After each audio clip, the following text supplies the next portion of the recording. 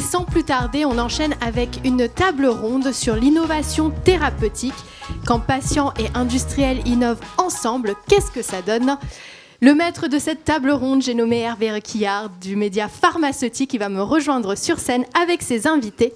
Juliette Mérian, Global Patient Affairs Director oncologiste chez Servier. Catel Maguet, Researcher et Patient Advocate chez Change Catalyst. Mesdames, je vous laisse rejoindre la scène. Jean Vanac-Chauny, directeur exécutif accès au marché et affaires publiques d'Amgen. Et enfin, Béate Barthès, présidente de Vivre sans thyroïde.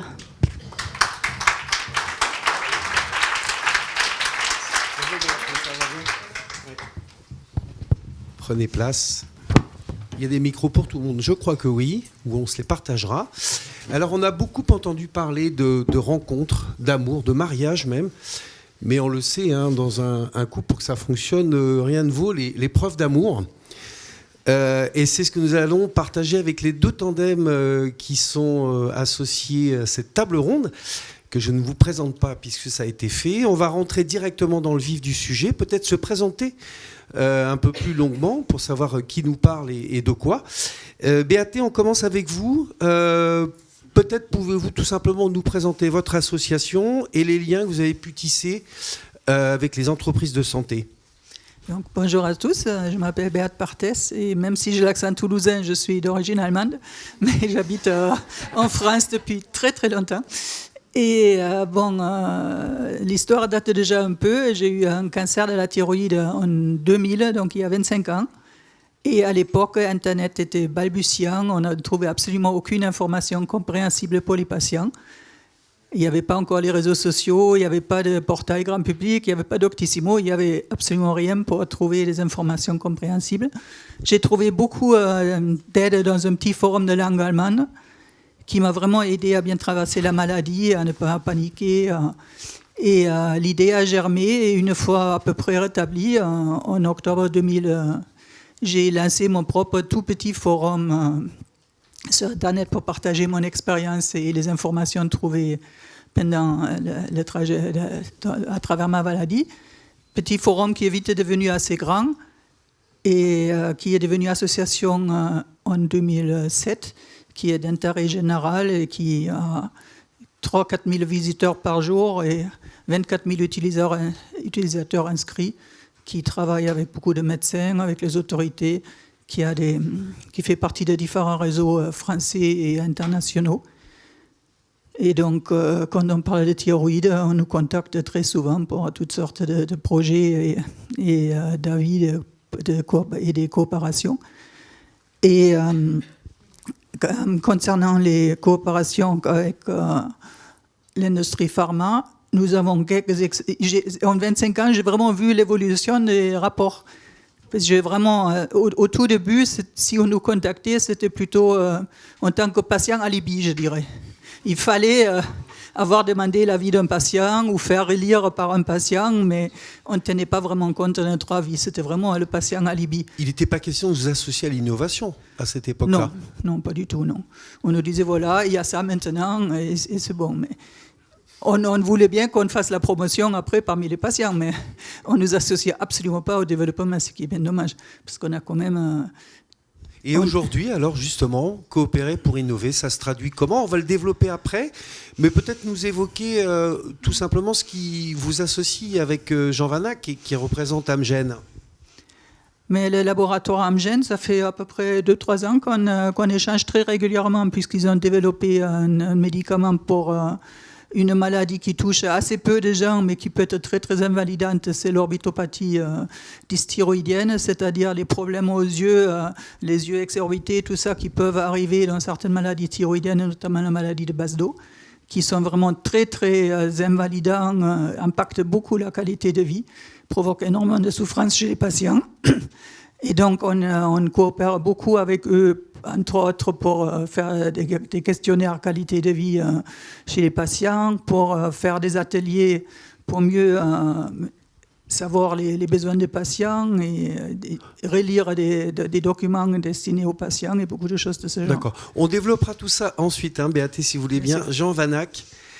Du patient en Libye au patient partenaire, c'est une évolution que je suppose vous avez accompagnée avec force chez Amgen. Comment vous définiriez la conception que vous avez dans le groupe aujourd'hui du lien aux patients et à leurs représentants à travers les associations ? Alors, bonjour et merci pour l'invitation.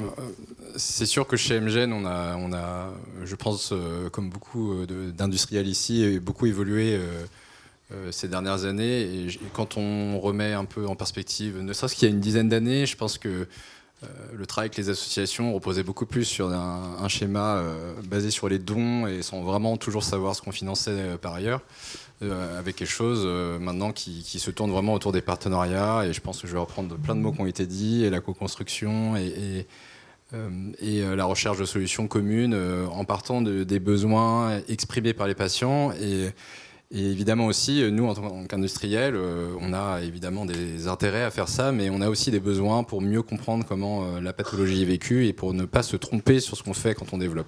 Alors nous, voilà, Amgen, je suis responsable d'un département accès au marché, affaires publiques, relations de patients, dans une filiale française d'une multinationale. Évidemment, on n'a pas la main sur tout ce qui va être plan de développement clinique, très en amont.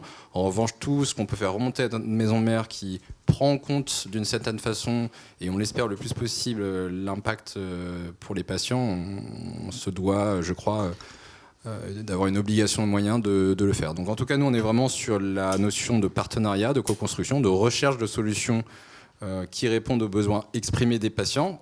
Encore faut-il leur poser la question, qu'elles soient exprimées, qu'on soit d'accord sur le diagnostic de qu'est-ce qu'on peut faire de différemment en plus. Et à ce moment-là, on peut commencer à se mettre autour de la table pour construire ces solutions. Bien sûr. Quelque part, récupérer, partager un savoir expérientiel, une expérience patient, c'est contribuer à l'innovation à un stade, je dirais, ultérieur par rapport à la phase de recherche-développement, mais c'est de l'innovation au sens propre. Aujourd'hui, les données de Virel sont fondamentales pour asseoir, consolider la valeur des solutions thérapeutiques. Oui, tout à fait. Alors, bon, en plus, je suis un ancien collaborateur de la Haute Autorité de Santé, donc on parlait déjà de ça il y a 10 ans. Bon, force est de constater, on ne va pas se mentir, que ça n'a pas beaucoup bougé. Au moins, il y a un effort de collecter des données et de pouvoir les fournir aux autorités de santé. Donc, je pense qu'un exemple concret de ce qu'on a pu faire avec Vivre sans thyroïde, c'est on a pu associer leur vision, leur relecture du protocole d'utilisation thérapeutique et de recueil de données dans le cadre d'un accès précoce pour le médicament qui adresse cette pathologie de l'ophtalmopathie basse-devienne. Et donc on a pu prendre en compte un certain nombre de remarques et commentaires tout à fait pertinents, qui parfois d'ailleurs étaient assez surprenants pour nous, groupe industriel. On peut penser que c'est pas un sujet, ou au contraire des choses qu'on pensait être bien déjà circonscrites, où là on a besoin d'aller plus loin. Donc bon, à la fin, c'est la HS qui choisit ce qu'elle met dans ce protocole, mais la proposition initiale venant du laboratoire, ça nous paraissait indispensable de faire ce travail-là. D'autant plus que c'est une molécule que Camgen a acquis dans le cadre de l'acquisition d'une biotech qui était par ailleurs indépendante. Donc on est arrivé en cours de route. Alors là, on peut se dire, on est l'industriel qui contacte un peu tard les patients, mais en fait, il faut quand même mieux un peu tard que jamais. Bien sûr. Donc évidemment, il faut toujours l'anticiper le plus possible, et ça, je pense que c'est mon souhait à la tête de ce département d'engager mes équipes et les équipes d'Amgen sur construire le plus rapidement possible. Cela étant dit, je pense que surtout dans des pathologies qui ne sont pas très connues, qui touchent peu de patients en France, il faut bien commencer par quelque part. Donc je pense qu'on peut aussi se satisfaire de dire qu'on arrive à travailler et pas toujours non plus s'autoflageller en disant qu'on aurait dû faire mieux. Donc voilà, je pense qu'il faut, en toute humilité, se dire qu'il y a bien un point de départ sur lequel on doit commencer. On détaillera davantage ce qui vous unit aujourd'hui autour de l'orbito, que je ne me trompe pas, l'orbito, pardon, BAT, je parle sous votre... Voilà, on est d'accord. Catel, alors on l'a vu depuis ce matin, l'engagement patient, c'est un engagement collectif, mais ça part aussi d'une histoire personnelle, souvent par rapport à une maladie, sidération, surprise, diagnostic, parcours de soins compliqués, etc., etc. Est-ce que vous pouvez nous raconter justement ce que vous voulez nous en dire, bien sûr, de votre parcours personnel et du coup la raison d'être de votre engagement aux côtés des patients ? Oui, tout à fait. Alors, je suis française, mais j'habite aux Pays-Bas depuis 10 ans. Et en plein Covid, j'ai reçu le diagnostic de stade de cancer colorectal de stade 3. Et donc j'ai dû faire des choix très compliqués. Donc le premier, c'était est-ce que je restais me faire soigner aux Pays-Bas ou est-ce que je rentrais en France. Donc j'ai très vite choisi de rester aux Pays-Bas pour que ce soit plus simple et plus rapide. Après, j'ai dû choisir entre radiothérapie ou stomie permanente. Donc voilà, j'ai eu des enchaînements de choix en fait assez difficiles et au final, en fait, j'ai eu droit à la totale parce que j'ai eu droit à chimio, radiothérapie et 7 opérations. Donc ça a été un parcours extrêmement long. Aujourd'hui, je vis avec une stomie, je le vis plutôt bien quand elle m'envoie pas aux urgences. Mais aujourd'hui, je peux être ici grâce à ça. Et durant mon parcours, en fait, j'ai eu l'impression de ne jamais avoir l'information au bon moment. Et je suis scientifique, je suis ingénieure, et je connaissais rien à la biologie du cancer, je ne connaissais rien du tout au milieu pharmaceutique. Et je me suis dit, je parle couramment anglais, je me suis dit, mais comment font les patients ? Et qu'est-ce que je peux faire, moi, pour les aider ? Donc voilà, c'est là qu'a commencé mon engagement patient. Et ça donne la création de... Alors du coup, j'ai fondé Change Catalyst aux Pays-Bas, parce que j'habite aux Pays-Bas, et c'était avant aussi que je connaisse vraiment en fait, toute cette organisation d'organisation de patients, justement, même si je collabore avec plusieurs, bien sûr. Merci. Donc, on développera également dans un deuxième temps. Juliette, comment est-ce que vous avez rencontré Catel et qu'est-ce qui vous intéresse dans sa démarche ? Alors, Catel, on s'est rencontrés en juin dernier à la Weekend Academy. Ça faisait quelques jours que j'avais rejoint les laboratoires Servier. Et c'est vrai qu'en tant que fondation, on est vraiment guidé par l'enseignement des patients. On place leur expérience et leurs besoins au cœur de l'innovation. Et dans cette philosophie, on essaie d'impliquer les patients vraiment tout au long du cycle de vie du médicament. Et donc, à partir de la recherche, et étant donc au global, on essaie vraiment d'impliquer les patients dans les protocoles, par exemple, d'essais cliniques, jusqu'à le produit mature. Et donc, c'est vrai que dans le cadre de ces différentes activités, il me semble que c'était en mars bleu 2024. C'est ça. Voilà.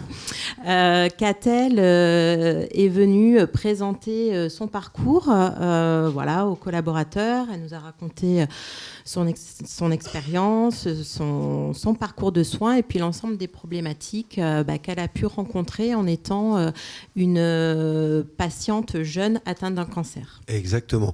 Donc c'est une rencontre, c'est une belle histoire qui commence, si je comprends bien. Et vous nous expliquerez ce que vous allez créer ensemble. Donc deuxième partie, le partenariat par la preuve. Une chose est effectivement de s'entendre, de s'allier. Une autre est de s'engager concrètement sur, je dirais, des projets qui sont gagnants-gagnants de part et d'autre.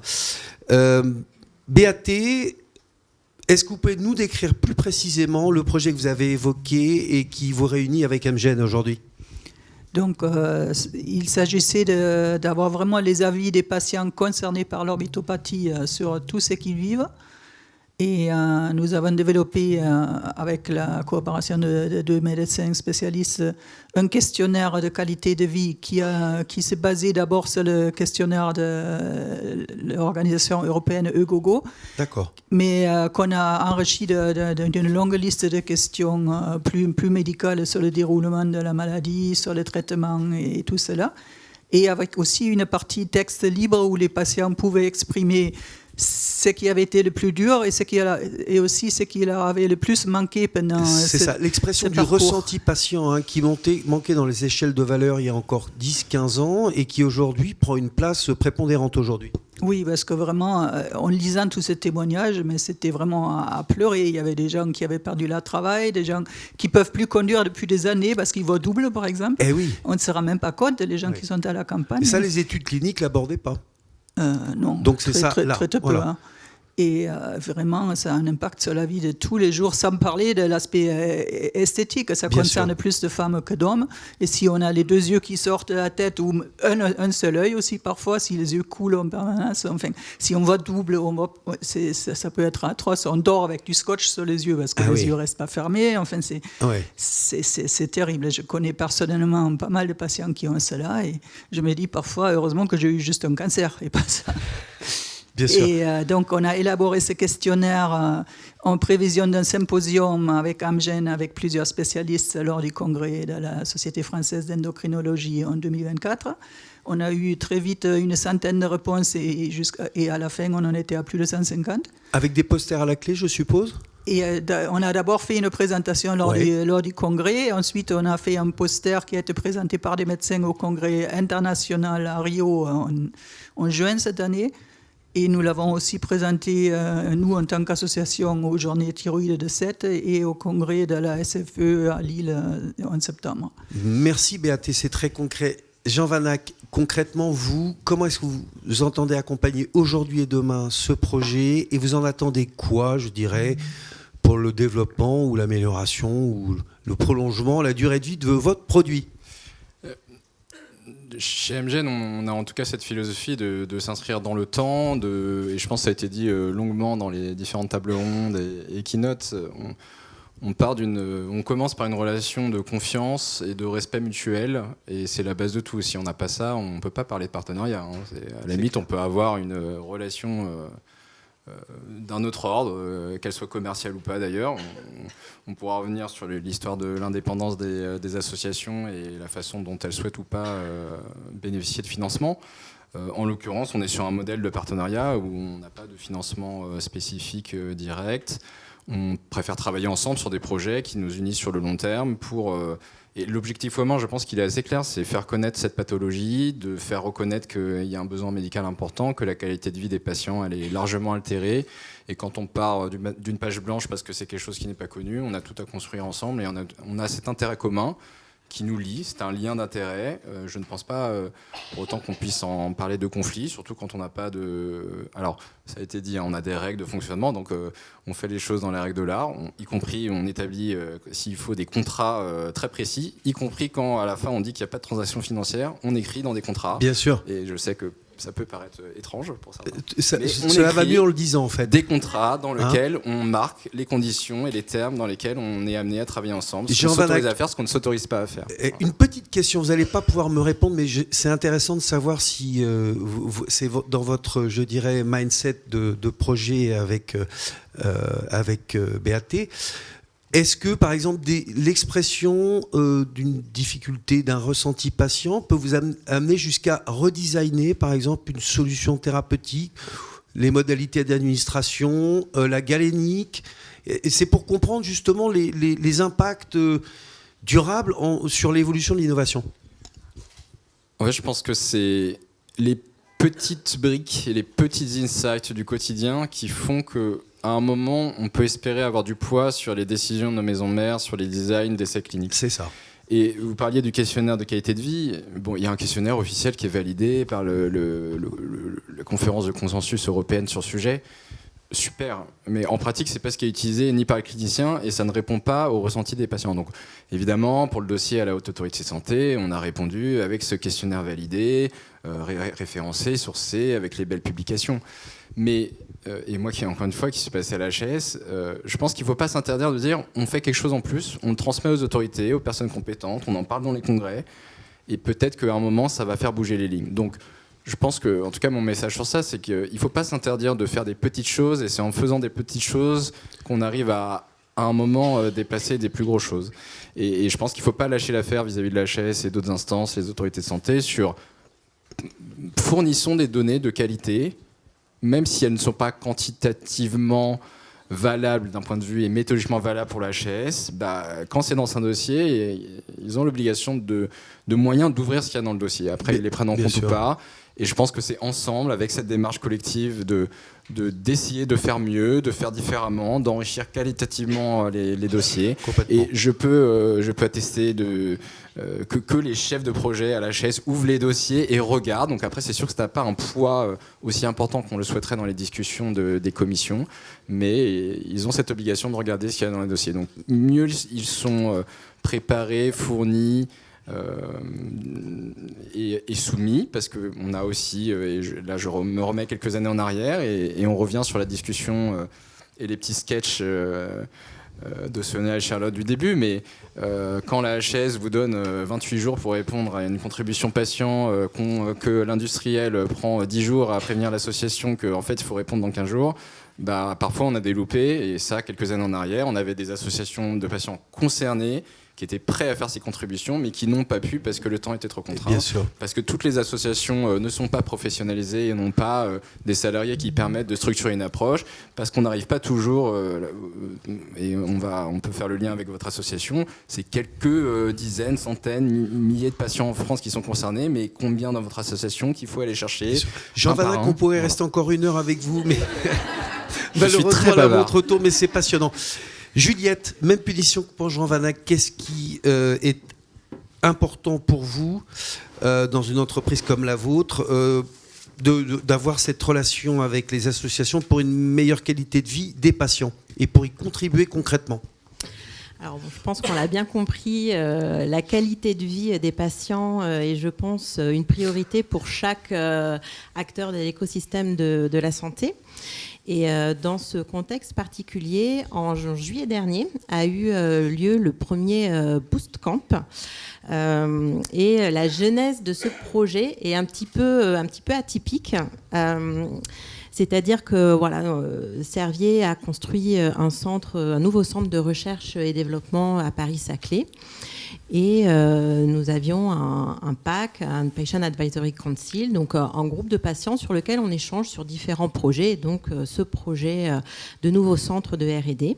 Et il a émergé l'idée de se dire que, comme il y a un incubateur dans ce centre, ce nouveau centre de recherche Servier, c'est que cet incubateur puisse être mis à disposition d'un patient.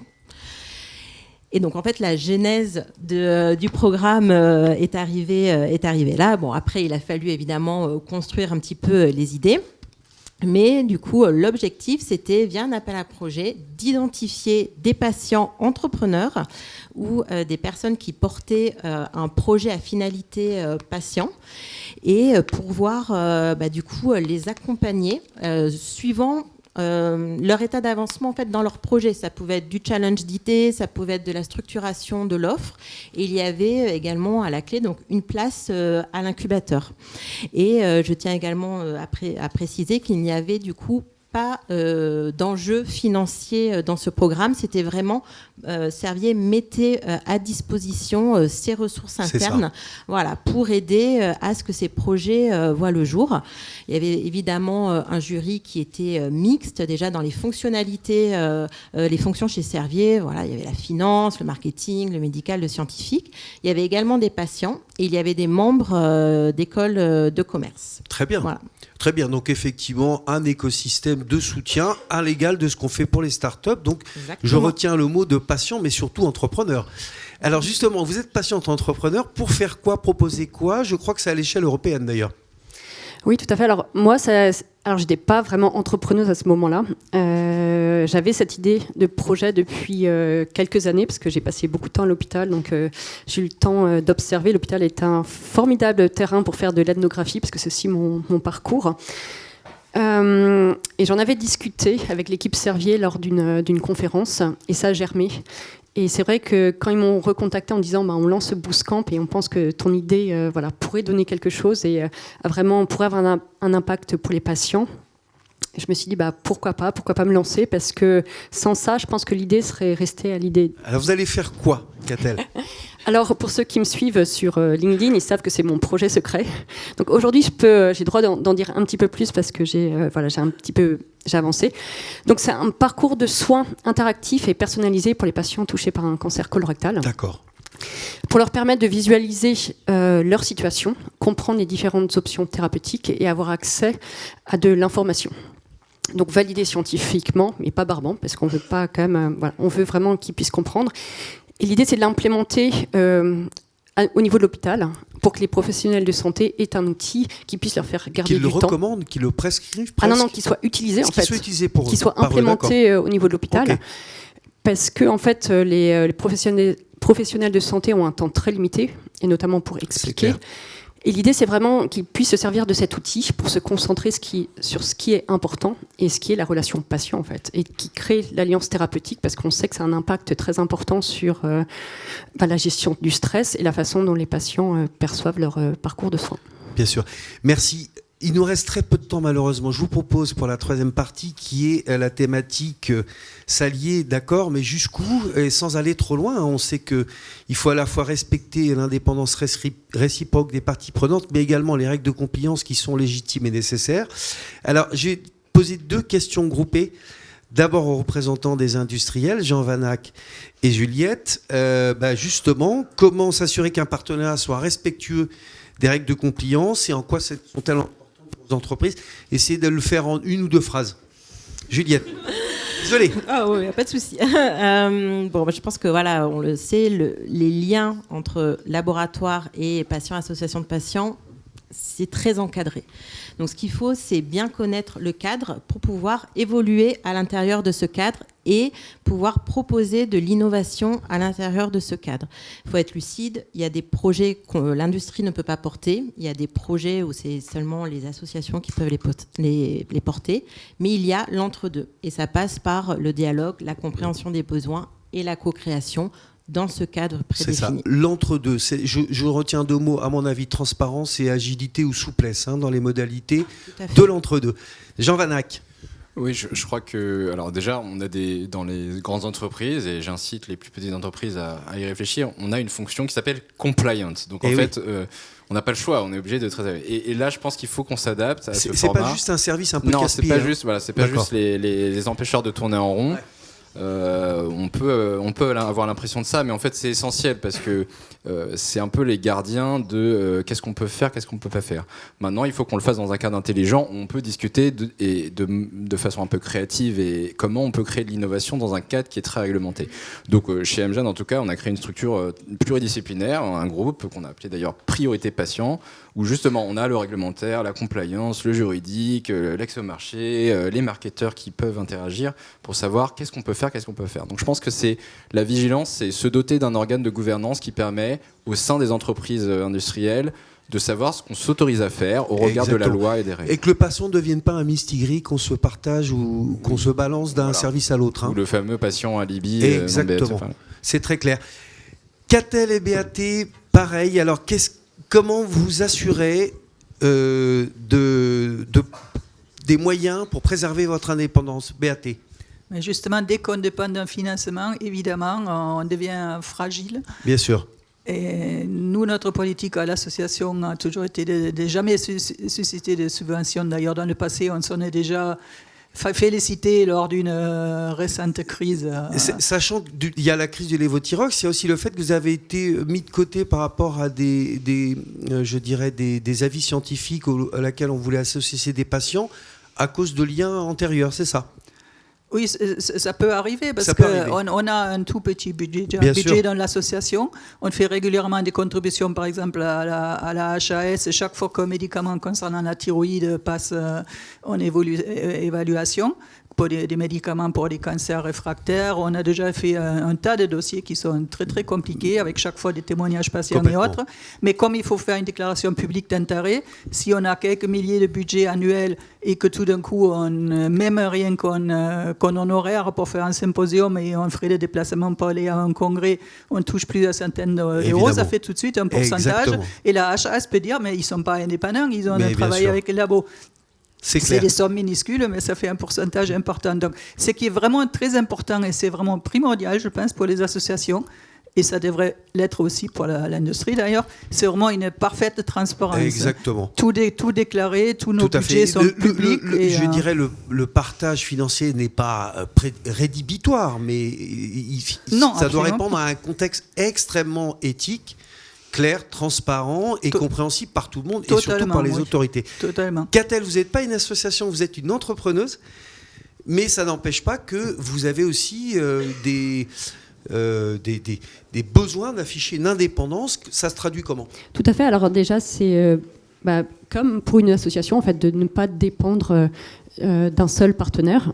Donc, j'ai participé à Mars Bleu, en français, cette année avec Pierre Fabre. Je fais des ateliers avec Dépistez-vous et Charlotte Berthaud qui va présenter son entreprise après. Tout à fait. Donc voilà, donc ça c'est la première chose. Et pour ma participation au Bootcamp, donc c'est ce que disait Juliette, il n'y avait pas de contrepartie financière.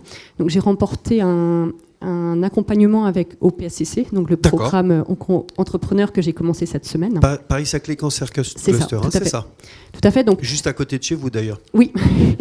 Mais donc ça veut dire que je n'ai pas de lien financier avec Servier, donc j'ai bénéficié vraiment de leur expertise en interne. On est soulagé, je suppose, de ne pas avoir cette espèce d'enclume potentielle derrière soi, parce que c'est au moins quelque chose qu'on ne viendra pas vous reprocher après. Tout à fait. Exactement. Et c'est l'idée aussi pour ce projet, en fait, de monter en fait un budget multipartenaire. Bien sûr.